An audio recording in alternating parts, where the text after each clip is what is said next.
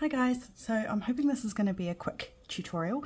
I got asked how to do this by a couple of people. Try not to a lot. I do that a lot. I realised that when I watched my video back. Anyway, I need to work quickly because I've whipped my brother's extension cord and he's going to be home from work soon. So here we go. These are the resined objects that I do. The ones that people saw in my junk journal were of flowers and stamps, so I'll do a stamp tutorial as well. You can really resin anything you want though, and I've just recently decided to try a different product, which is actually how I gel my nails, and I thought, well, does the top coat work?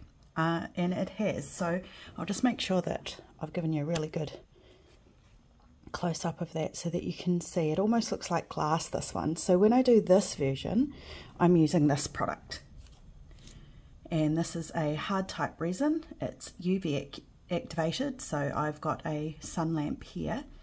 It is a doming resin, which means that it stays a little bit thicker on the surface without spreading. Okay, and they give two very different looks. The second look is this one here, and that's only got one coat of this product, and it's gellus, and it's a gel UV lead, and it's just a top coat of nail polish.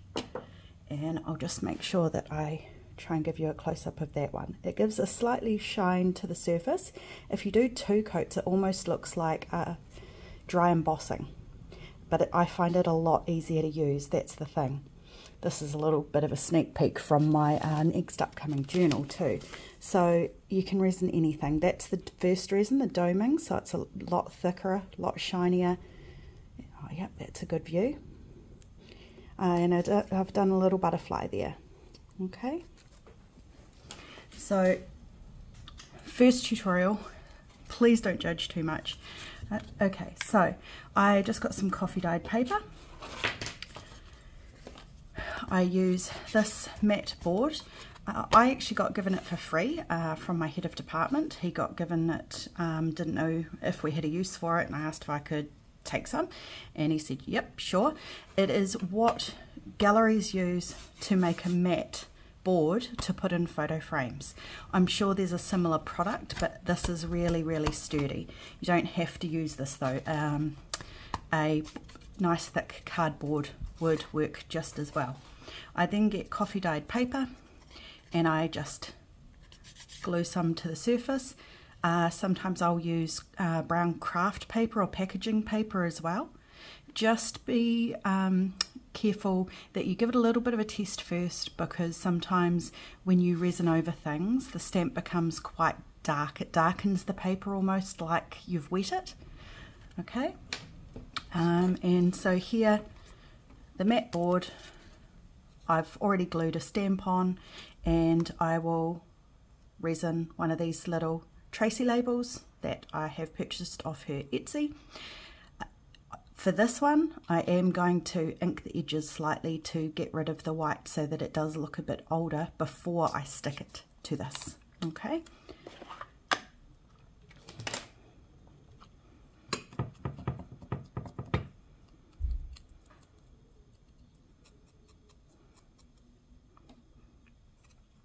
Right, a little bit of glue.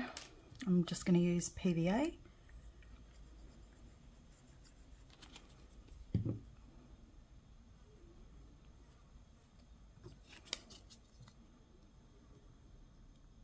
I don't want to leave any room around the edges. I'm going to cut that quite flush, and when I've cut it, before I resin it, I'm also going to ink the edges.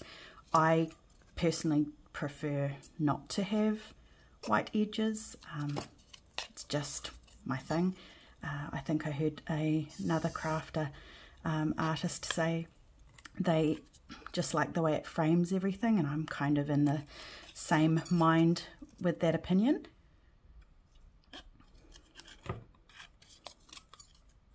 Now you can stamp quite a few things on here. I'm also going to show you one other option, which will be just a little stamp often I will stamp those. But you can see it gives the label quite a bit of substance. It makes it look quite thick, and I like that. So the third one that I will be doing will just be using a stamp. This is just, you could use any stamp you like. Like I showed you, you could cut out the butterflies. That's just cut out of a light-ish cardstock, and I've just resined straight over it for that one. These are the ones that I have used in the previous journals. Again, I just then cut it out freehand. You could measure it if you want to. I don't. I just do it by eye and hope that it comes out straight. And of course, because I'm doing it on this, I'm really struggling. I don't normally craft like this, by the way. Crafting's my happy place, my mindfulness. I am more often than not, to my partner's horror, doing it in the room on the bed where I'm comfortable. So I have had to set up at a table. This is completely unnatural for me. So I will use the doming resin on this one. I will show you the nail polish one on this one, and I will use the doming resin on this one as well, okay? Just so that hopefully you can see the difference. And the tutorial I was asked for that was like these ones is I originally did it with the doming resin, so I'd like to see that through so that anyone who wants to try it can. So here is the doming resin. Usually what I do is I just put a few decent sized globs in the middle, and I've got a really small paintbrush here, and it gets resin on it, and I wipe it off and then I re-harden it, so it's quite a hardened brush, and I find that that is really helpful just for spreading the glue. I've just realized that I haven't inked it, but that's all right. We will keep going. So can you see where the resin has started to make the paper look wet? When it's on this nice matte board as well, you've got something to hold, which is really helpful. You'll see when I resin with the other one, quite often I just use a little pair of tiny tweezers.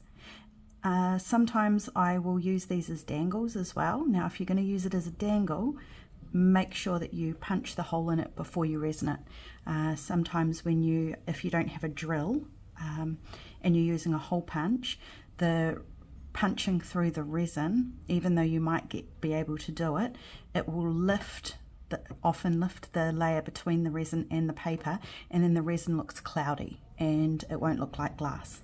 Okay, so I shall pop this in here, 60 seconds. You need to do that 3 times for this one, 3 minutes. So I will pause the video while I do that and I will show you the result afterwards. Just try and make sure that you keep it level is probably the most important thing, because while it's setting on the first time, the resin's still liquid, and if it's on an angle, the resin will run and drip. Okay? Right, I'll pause this. 2.5 minutes is way too long for you guys to wait. Okay, just about done.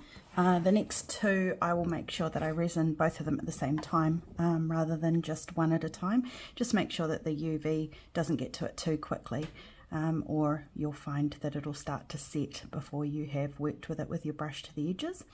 Okay, so as you can see, that's the resined one there. And it makes it really hard, and it's almost like glass, like I said. I can still resin the edges, but I'm not going to be able to come in a little bit, which is what I like to do. But you can see it just looks so much better, I think, with that white gone. There you go. So I've used those as tuck spots that fold underneath to hold notebooks together.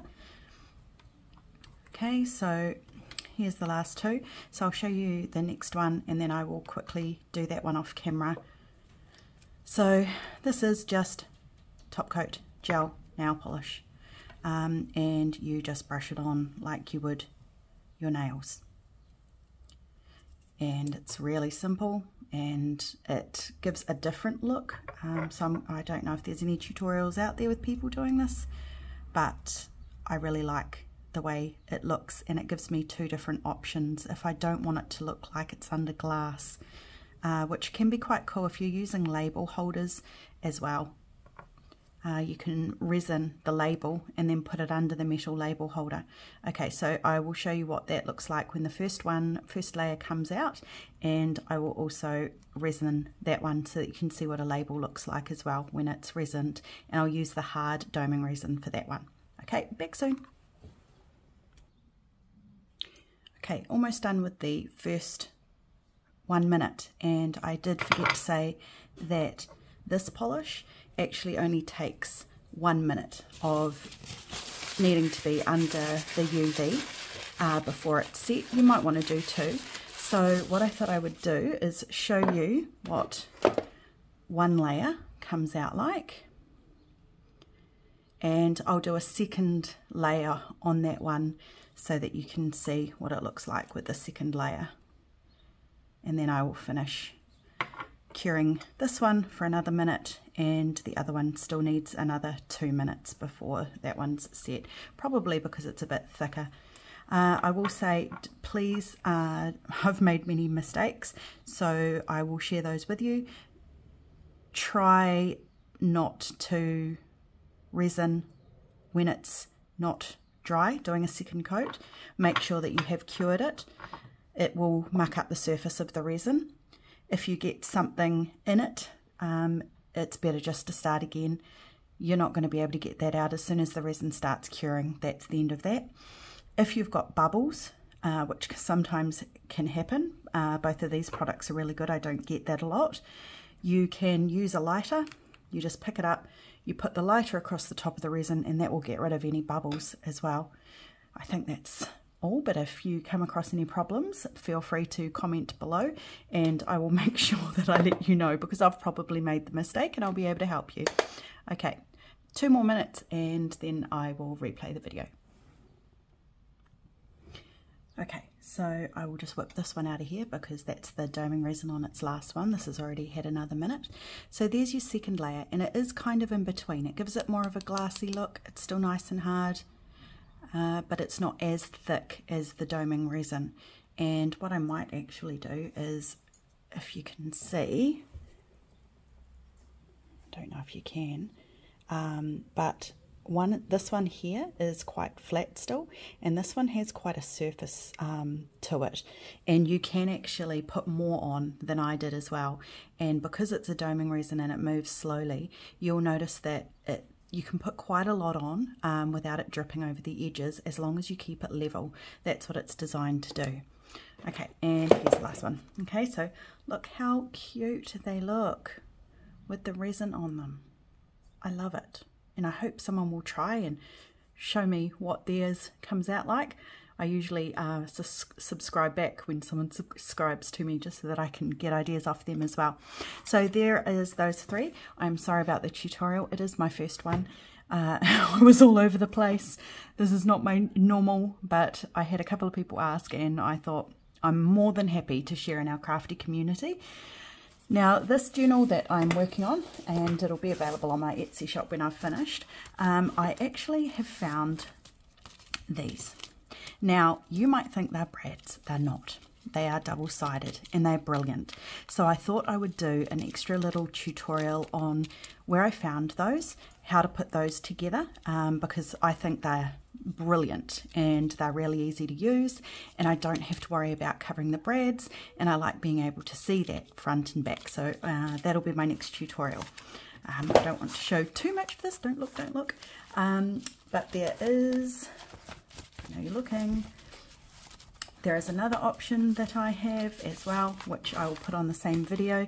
So very similar, but this one has a Phillips screw head that goes into it, which means that unlike the other one, which you cannot undo once you've done those up, they're a little bit like zip ties, this one you could undo if you wanted to separate the pieces that you've put together.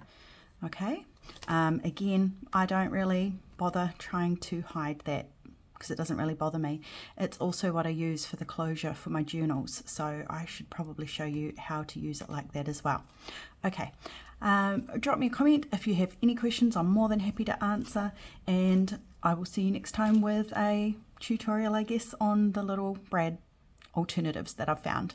Okay guys, have an amazing day. Bye.